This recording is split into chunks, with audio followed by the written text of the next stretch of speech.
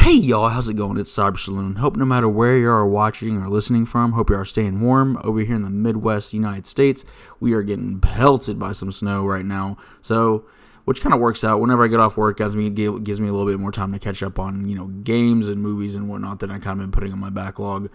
I just recently finished Squid Game Season 2, and on top of that, I've been kind of going through and replaying Fire Emblem Three Houses. Love that game. I'm on the Golden Deer route right now. For those that have played, favorite route, Crimson Flower. If y'all played it, go ahead and let me know which one y'all love too. Dimitri probably is my favorite character, though. But topic of today's video, I kind of want to go over the anime season of fall 2024. I didn't think we would probably get a better anime season than what we got in summer. Summer anime season of last year was great, but honestly, I think this fall season is probably, in my opinion, kind of outdoes it just a little bit. I love the shows we got this fall. We had a couple surprises, a couple ones that I thought were going to be good anyways, and then we kind of had a miss. I kind of just want to break down which ones that I would highly recommend from like the fall season, which ones I thought were good. They weren't like special, but like I'm glad I watched them. And any series that like I watched and I went ahead and just dropped, and kind of the reason I dropped it. So I want to start off with like the series that I thought were just great this season. There were two of them in my opinion. First of all, with no surprise, the big standout of this season, which is the most popular show by far this season, saw it everywhere on X, Twitter, Instagram, blah blah blah. Everyone loved this show, and for good reason, is Dan Dan Dan Dan.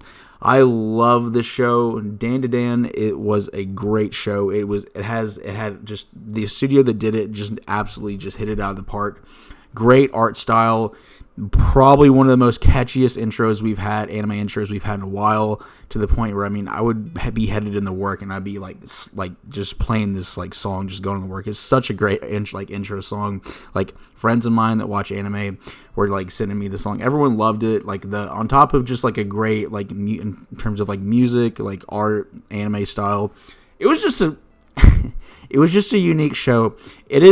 It was so extremely, the best way I can put it, it is extremely Japanese, which is why I loved it. The deep dive into like Japanese like kind of spirits and that kind of like supernatural kind of mixed with kind of like a sci-fi kind of alien kind of route. I absolutely love the show. It had great characters. Stories live and die on their characters, and I absolutely love the characters. Momo and Okarun were absolutely great characters. My favorite was probably Gigi. It was great. The first episode alone, like the banana organ. After I watched the first episode, I was like, "What is this show?"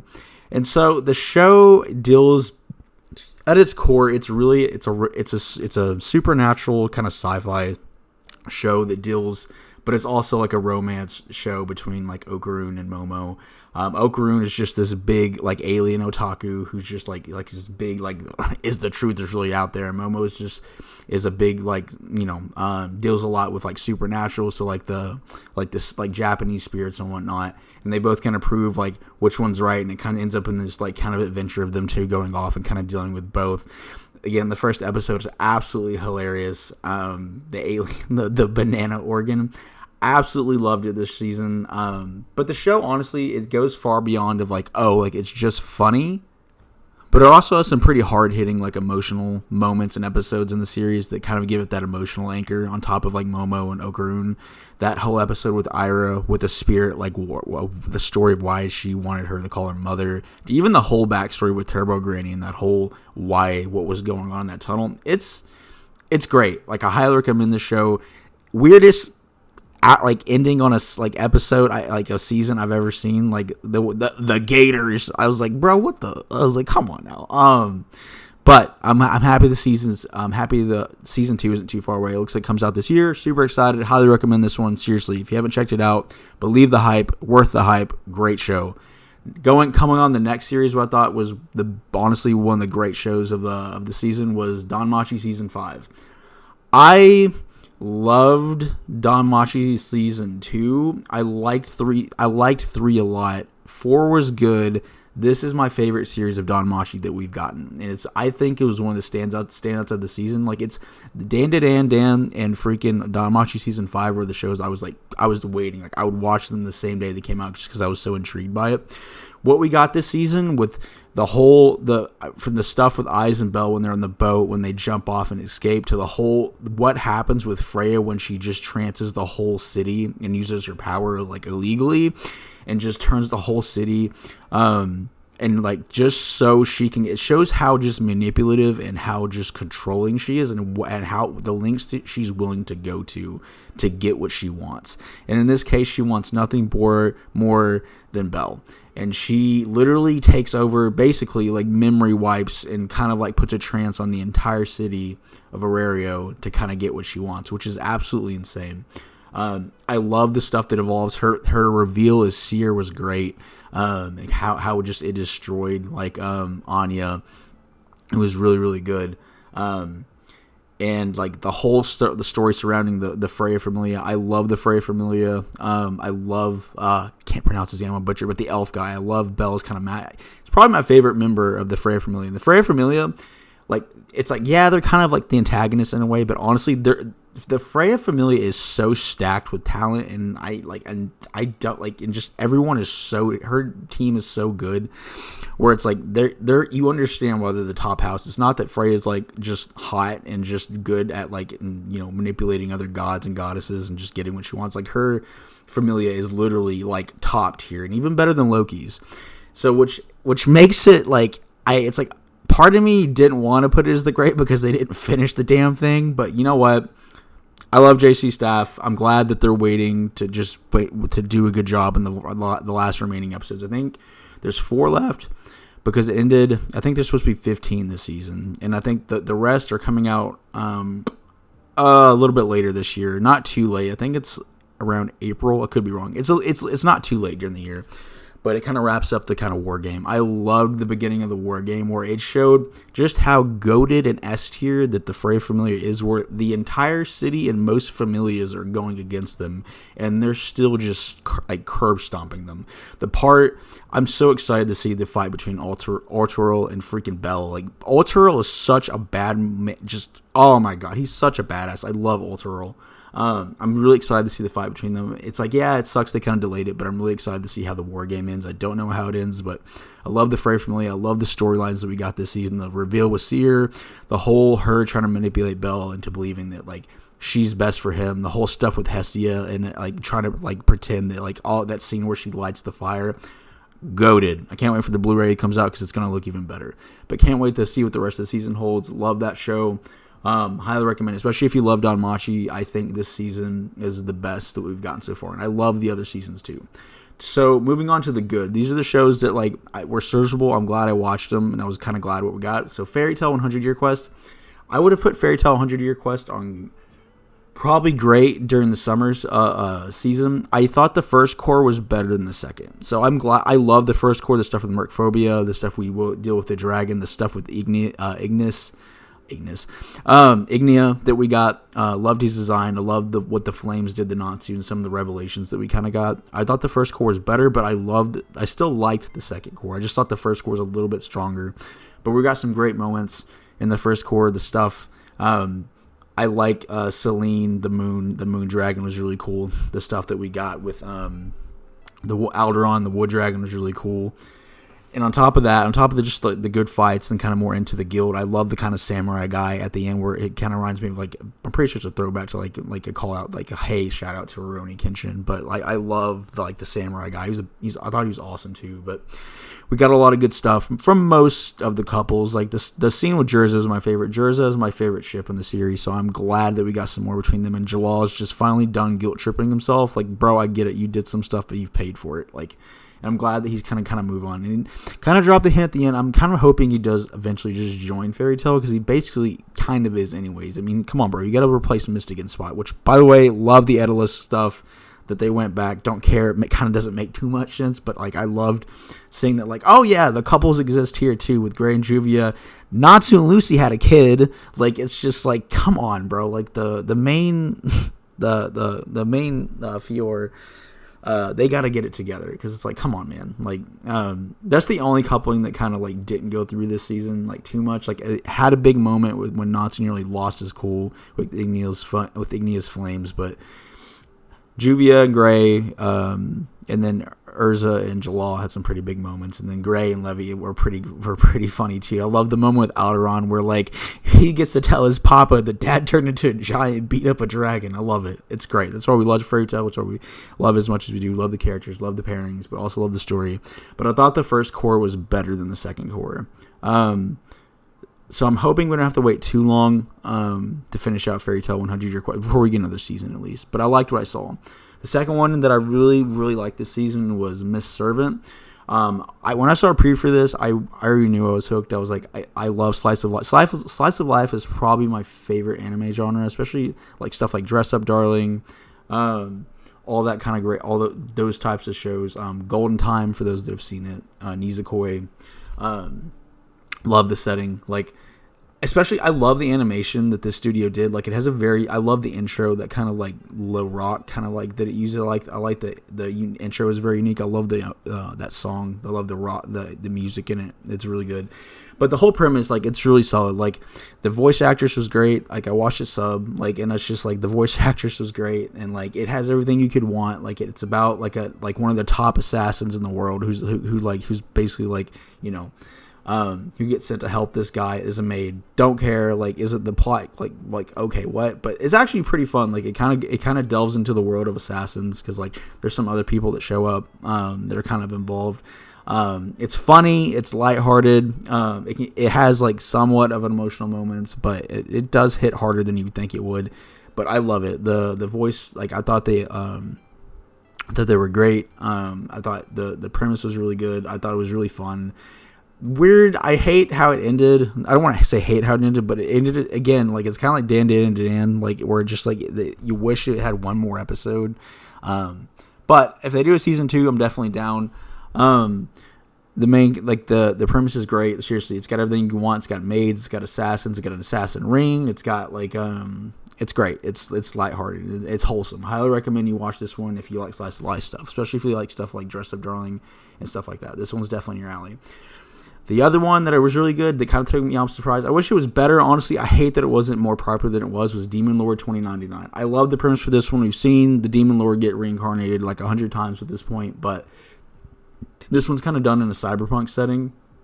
I loved it. Like, it's like, oh, I'm just happy we get to see, I mean, somewhat, yeah, it's like, I'm just happy we get like somewhat of a cyberpunk anime, because just like, I love fantasy. I'm going to watch basically as many isekai as I can when they come out, but it's like at the same time, I want more sci-fi and kind of cyberpunk anime. It's like you can literally just do the same stuff. Like, I don't care. You can do all the harems and all the gimmicks and stuff that you do in an isekai one. I just wish it was done in a futuristic or sci-fi setting. Keep everything that you do for isekai. Just do it in a sci-fi or cyberpunk setting. But basically, yeah, Demon Lord gets reincarnated, and it's like a merge between like technology and it's like sci-fi and fantasy gets like merged, because you have like elves, orcs, and all these other creatures that are coming around, and kind of a magic system that they can use. It's got all the things that you would think this type of anime would have. Like, it has like, I'm pretty sure it has like VTubers everywhere, and I'm pretty sure some of the VTubers that are actually like shown on the big screens are actually Japanese anime like VTubers too. I love Vital. Like, I love Vital. He's great. The main character is great. I love Machina too. I love the support characters like that exist. Garm is probably my favorite one. The hacker girl is great too, but Garm is like, has pretty deep backstory to him, and like him and Vital have an interesting kind of like dynamic, because they used to be mortal enemies and hate each other, and they both have good reason to want each other dead, especially Garm, because Vital's army killed his parents like pretty brutally. But they kind of come together, and like they're like, okay, like we need to do what we can to make this kind of like world that we are in now kind of a better place. But I love the VTuber stuff. I love the stream. Vital has to become a streamer to gain influence. It's just like the real world. And then like it's great. I love Machina. I love all the characters. I love Garm. I love the cyberpunk setting. I forgot her name, but she's Marcus's assistant. I think she's French, but I liked her a lot too. Definitely the best. But I like what we got so far. Again, it sucks. I'm pretty sure it wasn't that popular, which I hate, because it's just, I wish it was bigger than it was. I doubt we're gonna get season 2, but I loved what I saw. Recommend Demon Lord 2099. If you like isekai stuff, but you want kind of like a unique kind of spin on it, I highly recommend this one. And rounding out the list is the one that I dropped, which is Daima. Look, I love Dragon Ball. It's one of my favorite anime. It's one of my favorite series.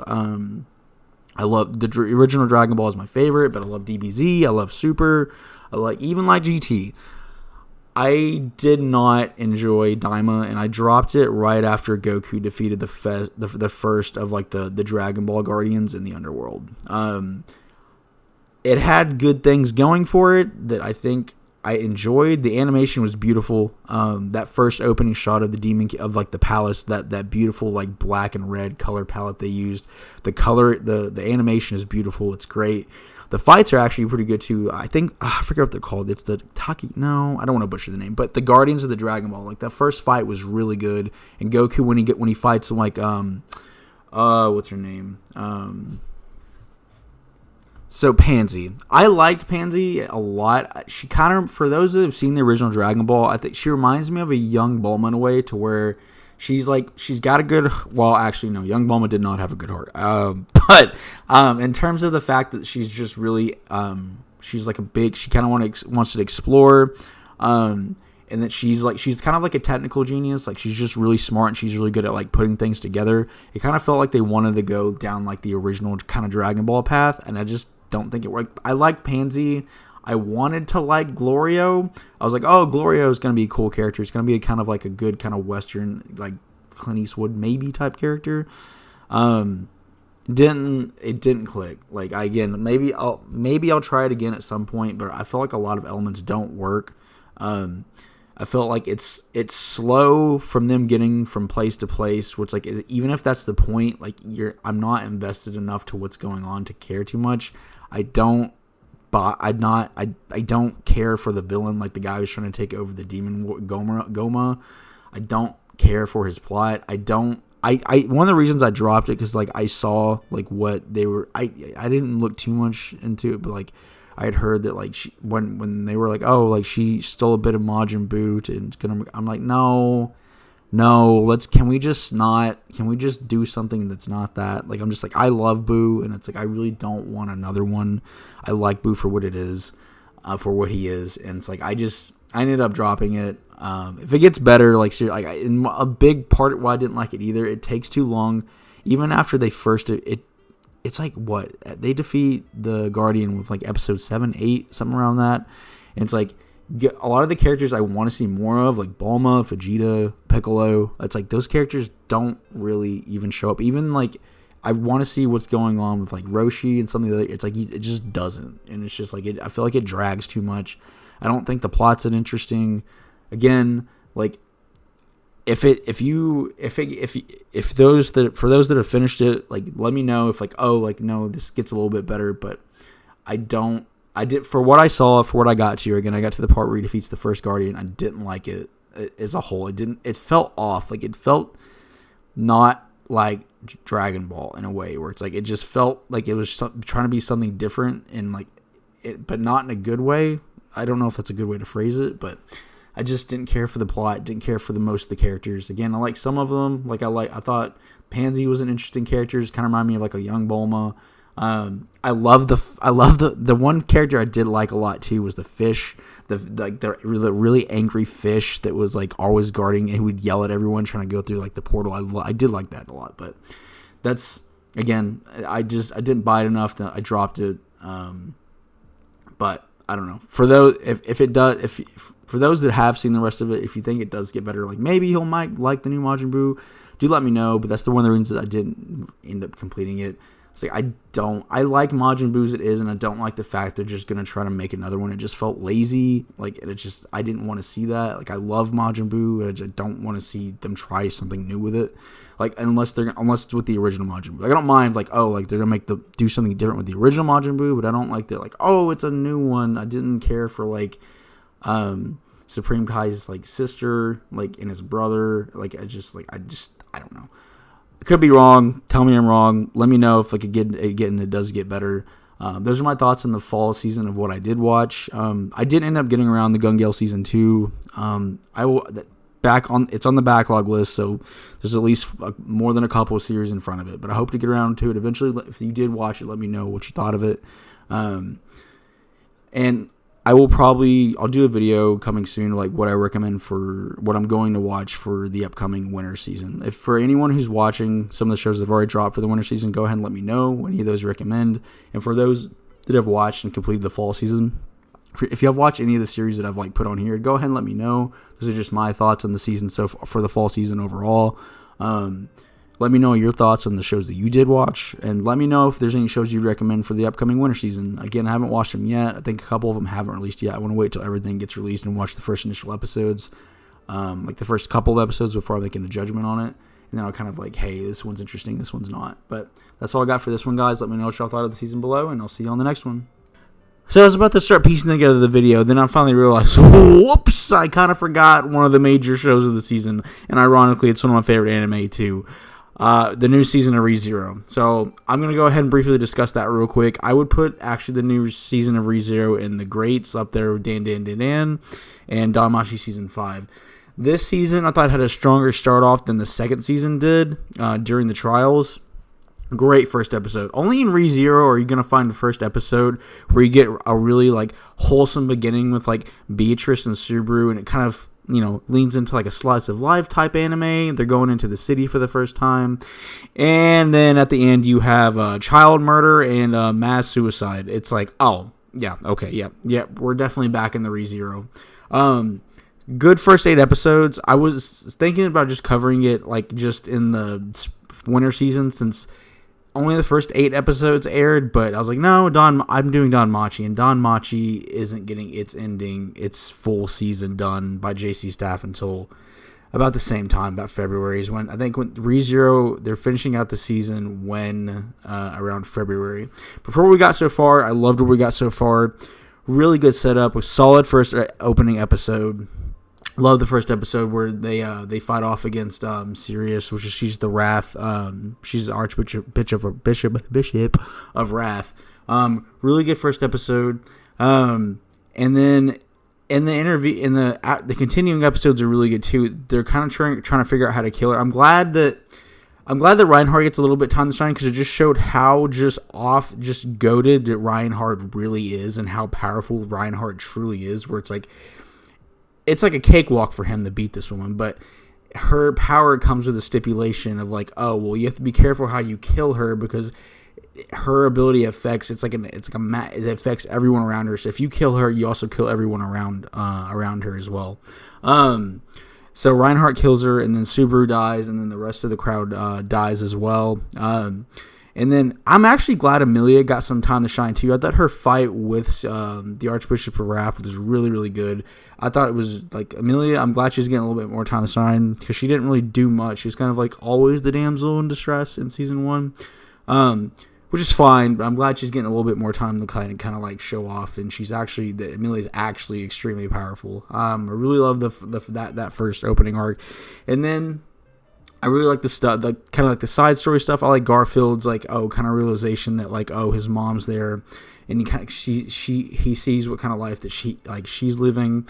A lot of the different party members I loved, and then at the end you find out like not only are they going up against the Archbishops of Wrath, they're also going up against Lust and Gluttony as well. Lust. Yeah, Capella definitely nailed the design. The voice actress, you can tell, had a really fun job doing this one. Like, even when the first time you see her when she's in her dragon form, like when she laughs, like absolute brat. Like, it's just like, okay. And then when you see her human form, it's like, oh, okay.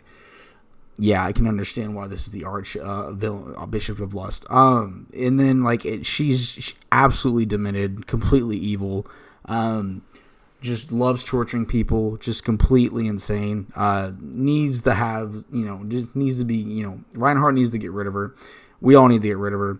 And then Gluttony, you see a little bit of Roy. Roy's the Archbishop of Gluttony. And then, so you see, Roy is just insane, where he just shreds people, and he just eats them.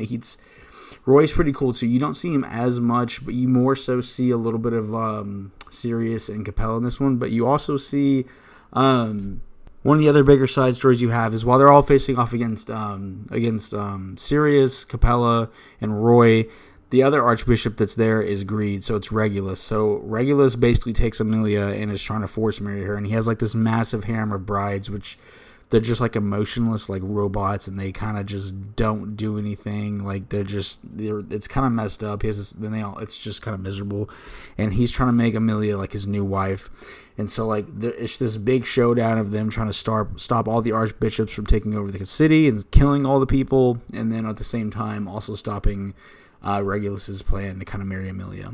Ends on a good note too, like with the city flooding and whatnot. It's pretty good. I like what we got. It's a good first 8 episodes. Can't wait to see I'm hoping the second course we get a little bit more story progression too, because I feel like we got some pretty good stuff. I'm glad what we got for Reinhardt's dad and Willem's son, and I'm also I was pretty happy to see what we got from Krush, love Krush.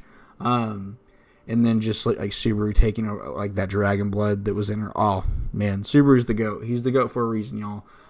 Really liked what we got from ReZero in the first 8 episodes. I can't wait to see what we get in the remaining core of what we have in February. Go to the series. I'm glad it's coming back, and I'm glad we don't have to wait like a long time to get the new season. I'm glad it's just finally kind of releasing out here pretty soon. And I'll give my thoughts on like the remaining episodes in the winter season too. But I'm pretty excited. Let me know again. I'm sorry that I kind of forgot. Let me know what y'all thought of the season below. Again, if don't leave out ReZero. If you watch ReZero, are you excited for the next episodes coming too? Capella, worst. I can't wait to see the Archbishops just get absolutely hammered. I hope Reinhardt goes hard. But I like a lot of the story progress we got so far. That's all I got for this one, guys. Let me know what y'all thought in the comments below. And definitely let me know what series y'all are watching for winter. And let me know what series you recommend for winter too. I have about 3 right now that I'm watching. I'm going to do a video on those, which ones I like so far. But if you have any recommendations for winter season, just go ahead and drop them in the comments below, and I'll be sure to check them out. That's all I got for this one, guys. I'll see you on the next one.